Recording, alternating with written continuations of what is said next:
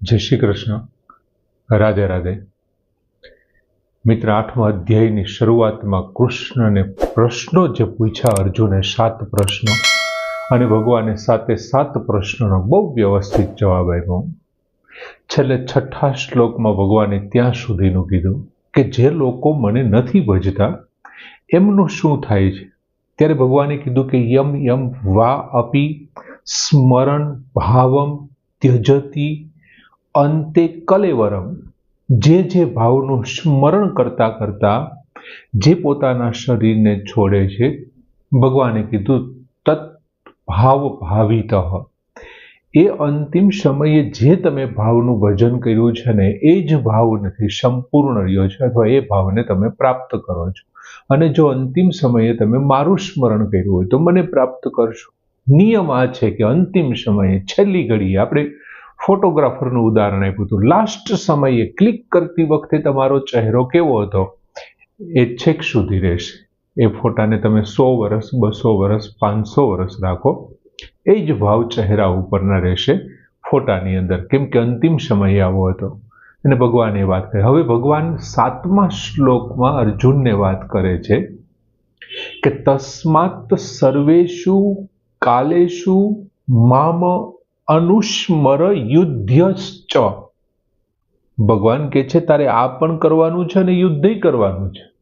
એકલું આને તસ્માત સર્વેષુ કાલેષુ મામ અનુસ્મર યુદ્ધશ્ચ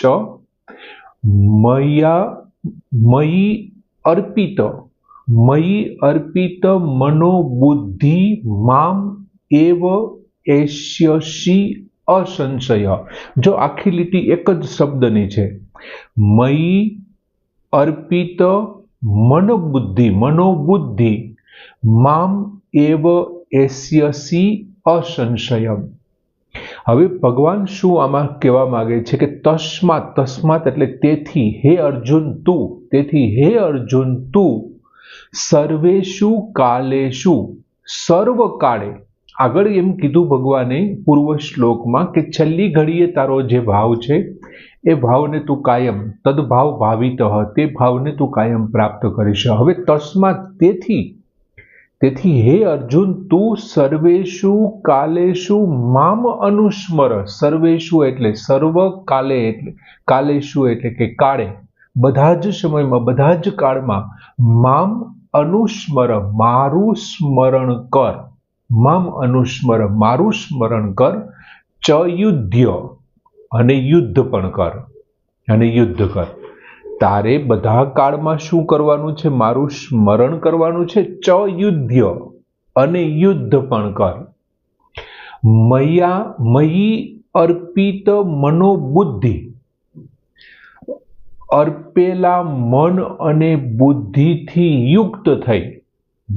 મયી એટલે મારામાં, અર્પિત મનોબુદ્ધિ, અર્પેલા મન અને બુદ્ધિથી યુક્ત થઈ. પછી છેલ્લો શબ્દ છે અસંશયમ, શંકા રહિત અથવા ચોક્કસ. મામ એવ એષ્યસી, તું મને જ પામીશ. એષ્યસી એટલે પામીશ. મામ એવ એષ્યસી, તું મને જ પામીશ. કેવો તું મને પામીશ? તો કે મયા અર્પિત મનોબુદ્ધિ, મારામાં અર્પેલા મન બુદ્ધિથી યુક્ત થઈ, અસંશયમ ચોક્કસપણે, મામ એવ એષ્યસી તું મને જ પામીશ એમ. તેથી હે અર્જુન, તું સર્વકાળે મારું સ્મરણ કર અને યુદ્ધ પણ કર. મારામાં અર્પેલા મનોબુદ્ધિથી યુક્ત થઈ અને તું ચોક્કસપણે મને જ પામીશ. હવે ભગવાને અહીં પહેલી પંક્તિમાં અર્જુનને એવું કીધું સર્વેષુ કાલેષુ. હવે આ સર્વેષુ કાલેષુ છે ને એ માત્ર એકલા સ્મરણ શબ્દ, એમનો સંબંધ છે ને માત્ર સ્મરણ સાથે છે, યુદ્ધ સાથે નહીં. એમનો યુદ્ધ સાથે નહીં. ભગવાન શું કહે છે? તેથી તું સર્વકાળે મારું સ્મરણ કર અને યુદ્ધ કર. એટલે ભગવાન એવું નથી કહેવા માંગતા તું 24 કલાક યુદ્ધ જ ચાલુ રાખે, એવું કહેવાનું નથી. ભગવાન એમ કહે છે અહીંયા જે સંબંધ છે અનુસ્મર સાથે સંબંધ છે, સર્વેષુ કાલેષુ એમ. એટલે કોઈ પણ આપણે જાણીએ છીએ મિત્રો કે કોઈ પણ ક્રિયા છે ને એ નિરંતર નથી હોતી. નિરંતર દરેક ક્રિયાઓનો આરંભ અને અંત હોય છે. તો યુદ્ધ એ એક ક્રિયા છે, તો પછી એ નિરંતર કેવી રીતથી હોઈ શકે? દરેક ક્રિયાના આરંભ અને અંત છે, તો યુદ્ધનો પણ આરંભ અને અંત હોય છે. પણ ભગવત પ્રાપ્તિ કરવાનો નિશ્ચય કરી લીધો છે જે વ્યક્તિએ, જેમણે પરમાત્માને પ્રાપ્ત કરવાનું નક્કી કરી લીધું છે ને, એમના માટે શું કહે છે? સર્વેષુ કાલેષુ અનુસ્મરણ. તું દરેક કાળમાં મારું સ્મરણ કર. શું કામે? કેમ કે ભગવાને શું કીધું? છેલ્લે તારો જે ભાવ હશે ને એ તને પ્રાપ્ત થશે. હવે મોતનું તો કંઈ નક્કી નથી ક્યારે આવી જાય. તમે માની લ્યો કે સવારે ભગવાનનું નામ લ્યો છો, સ્મરણ કરો છો, બપોરે કરો છો, સાંજે કરો છો, માની લ્યો કે મોત છે એ રોંઢે આવી ગયું, તો સમજાય છે? તો તમારો છેલ્લો જે ભાવ હશે એ તમને પ્રાપ્ત થશે. આપણે કાલે વાત કરી હતી. એટલે પ્રત્યેક ક્ષણે સર્વેષુ કાળેષુ, તું ભૂતકાળમાં કરી, વર્તમાનમાં કરી ને ભવિષ્યમાં, પ્રત્યેક કાળમાં તારે આ કરવાનું છે. પ્રત્યેક કાળમાં તારે નામ જપ કરવાના છે અથવા સ્મરણ કરવાનું છે ભગવાનનું, પરમાત્માનું, જેથી કરીને કોઈ પણ સમયે તારો અંતિમ સમય આવે, કલેવર ત્યજતી, તું જ્યારે તારું શરીર છોડે ને ત્યારે તત્ભાવ ભાવિત, તે જ ભાવમાં તારું ભાવિત થાય, તારું પૂર્ણપણે બને એમ. બીજું, પ્રત્યેક કાર્ય છે ને મિત્રો, એક તો દરેક કાર્ય માટે છે ને એ સમયનો વિભાગ છે. દરેક કાર્ય માટે સમયના વિભાગ. જેમ કે રાત્રે સૂઈ જવું, સવારે ઉઠવું, સવારે સ્નાન કરવું, પછી નિત્ય ક્રમ જે છે એ બધું સવારે કરી લેવા, ત્યાર પછી બપોરના ખાવું છે, સાંજના સમયે ફરવા માટે જવું, એટલે કે સાંજકના સમયે ફરવા માટે જવું. આ બધું ખાવું, પીવું, ઉઠવું, બેસવું, રહેવું, આ ઉપરાંત દિવસ દરમિયાન આજીવિકાના કાર્યો કરવા, આમ દરેક વસ્તુના સમયનો વિભાગ કરેલો છે. તો પછી યુદ્ધ છે એ સતત થોડું કરવાનું હોય. બીજું, યુદ્ધ એ ખરેખર અર્જુન માટે શું છે? યદૃચ્છયા એવો શબ્દ બીજા અધ્યાયમાં ભગવાને વાપર્યો હતો. સામેથી આવી પડેલું છે. આ તારું સામેથી આવી પડેલું કર્તવ્ય છે. બીજા અધ્યાયમાં ભગવાને કીધું હતું યદૃચ્છયા સ્વપન્નમ. આ સામેથી આવી પડેલું અને ઉત્પન્ન થયેલું છે. અને જો એ આવી પડેલું કર્તવ્ય છે તો કોઈ પણ કર્તવ્ય હોય, અર્જુનને જે તે સમયે યુદ્ધ એનું સામે આવી પડ્યું હતું. જે સમયે ભગવાને ગીતાજી સમજાવવાનું થયું ત્યારે અર્જુનની સામે યુદ્ધનું કર્તવ્ય હતું ને એમાંથી એ નાસીપાસ થઈ ગયો હતો. આપણી સામે બીજું કંઈક કર્તવ્ય હોય, એવું બને યુદ્ધનું કર્તવ્ય ન હોય, બીજું કંઈક કર્તવ્ય હોય. ટૂંકમાં XYZ જે કંઈ કર્તવ્ય તારી સામે આવી પડ્યું હોય, મામ અનુસ્વર ચ યુદ્ધ, મારું સ્મરણ કરતો, મારું સ્મરણ કર અને યુદ્ધ કર. યુદ્ધ કર એટલે તારું કર્તવ્ય કર, જે આવ્યું હોય તે. તારે કોઈના લગ્નમાં જવાનું કર્તવ્ય આવ્યું છે તારા ભાગમાં, આની પેલા સંબંધ નહોતા ને હવે જવું પડે એમ છે, શું કરવું, જાવ કે ન જાવ, એ તારું કર્તવ્ય કર. પણ હારોહાર મારું સ્મરણ કર. તું ગમે તે કર્તવ્ય કરતો હો, કર્તવ્યનું પાલન કરતો હોય, એ કર્તવ્ય છે, એક ગૌણ છે. મુખ્ય શું છે? તો કે મારું સ્મરણ છે. તું કર્તવ્ય કરતા કરતા જો મારું સ્મરણ ન કરે અને કદાચ તારું મૃત્યુ આવી જશે, અંતિમ સમય આવી જશે, તો જે તે સમયે તારું જે છેલ્લી ક્ષણ હશે ને તને પ્રાપ્ત થઈ જશે, પૂર્વ શ્લોક પ્રમાણે એમ. એટલે ભગવાન એમ કહે છે, ભાવમ અનુભાવિત હોય યાર, તું ભાવનાથી હોય. એટલે ભગવાન એમ કહે છે, તારા જે કંઈ કર્તવ્ય તું કરે છે એને ગૌણ માન, અને મારું જે સ્મરણ છે ને એ મુખ્ય છે. હવે બીજું, અનુસ્મરણ શબ્દ આપ્યો છે ભગવાને. અનુસ્મર, અનુનો અર્થ આપણે જાણીએ છીએ પાછળ એવો અર્થ થાય. હવે એક વખત ભગવાનનું સ્મરણ કર્યું, એની પાછળ પછી બંધ નહીં થઈ જવાનું, બીજી વખત કરવાનું પાછળ, અનુસ્મરણ એમ કર્યા જ કરવાનું. એક અર્થ તો એનો એવો થાય અનુસ્મરણનો. બીજું, ભગવાને 7મા અધ્યાયના 26મા શ્લોકમાં શું કીધું હતું? કે આ બધા લોકો મને નથી જાણતા, પણ વેદાહમ, હું બધાને જાણું છું. આ જે કાંઈ સર્વભૂતાની છે, બધા પ્રાણીઓ, એ મને નથી જાણતા મારા સ્વરૂપને, પણ વેદાહમ, હું બધાને જાણું છું. હવે જો ભગવાન બધાને, વર્તમાનમાં રહેલા બધાને જાણે છે, ભૂતકાળમાં રહેલા બધાને જાણે છે અને આવનારા ભવિષ્યમાં થનારા બધાને જાણે છે. જે તે વખતે આપણે ચર્ચા કરી હતી. તો હવે ભગવાન બધાને જાણે છે એનો અર્થ એવો કે ભગવાન એને યાદ કરે છે કે નહીં, સ્મરણ કરે છે. તો ભગવાન તારું સ્મરણ કરે છે તો તારે સામે સ્મરણ કરવું પડે ને, પાછળ સ્મરણ કરવું પડે ને. એટલે અનુસ્મરણ, પાછળ સ્મરણ કરે. હું કરું છું તું કરે, એવા અર્થમાં પણ લઈ શકાય. આને બે અર્થમાં લઈ શકાય.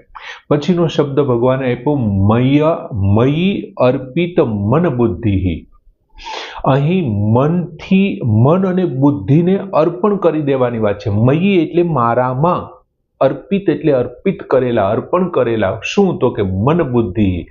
મન બુદ્ધિથી યુક્ત થઈ, મારામાં અર્પિત કરેલા મન બુદ્ધિથી યુક્ત. મન અને બુદ્ધિ તારી જ પાસે રહેવાની છે, પણ તું શેનાથી યુક્ત થઈ ગયો, કેવા મન બુદ્ધિ વાળો થઈ ગયો? તો કે મારામાં અર્પિત કરેલા મન બુદ્ધિ વાળો થઈ ગયો.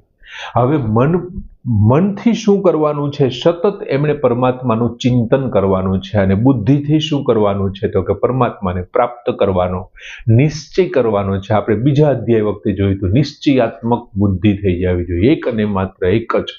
એ ભગવાન એમ કહે છે કે મન અને બુદ્ધિ મને અર્પણ કરી દે. હવે આનો અર્થ બીજો જો આપણે લેવા જઈએ તો મયી અર્પિત મન બુદ્ધિનો બીજો અર્થ શું થાય? તો કે આ જે મન છે, બુદ્ધિ છે, ઇન્દ્રિયો છે, શરીર છે, અહંકાર છે, એ બધું છે કોનું? તો કે એ તો બધું પ્રકૃતિમાંથી જન્મ્યું છે. બીજું તો પ્રકૃતિને કોણે જન્માવી છે? તો ભગવાને જ કીધું તું, અષ્ટ ભિન્ના મેં પ્રકૃતિ. આ અપરા પ્રકૃતિ, આઠ ભિન્નતા વાળી આ મારી અપરા પ્રકૃતિ છે. તો એ બધું ભગવાનનું છે. તો પછી ભગવાનનું છે તો ભગવાનને અર્પણ કરી દેવું જોઈએ ને. તો આ મન અને બુદ્ધિ પણ ભગવાનની જ થઈ ને. તો ભગવાનનું છે તો ભગવાનને અર્પણ કરી દીધું. પ્રાકૃત, જે કંઈ પ્રાકૃત પદાર્થ આ સૃષ્ટિની અંદર દેખાય છે તે બધા જ ભગવાનના છે, તેથી તેમને અર્પણ કરી દેવા જોઈએ. ભગવાનને અર્પણ કરી દેવા જોઈએ. બીજું, મનુષ્યનો સંબંધ કોની સાથે છે? તો કે ભગવાન સાથે. શું કામે? તો કે ભગવાને પોતે જ કીધું હતું કે મમે વાંશો જીવલોકે.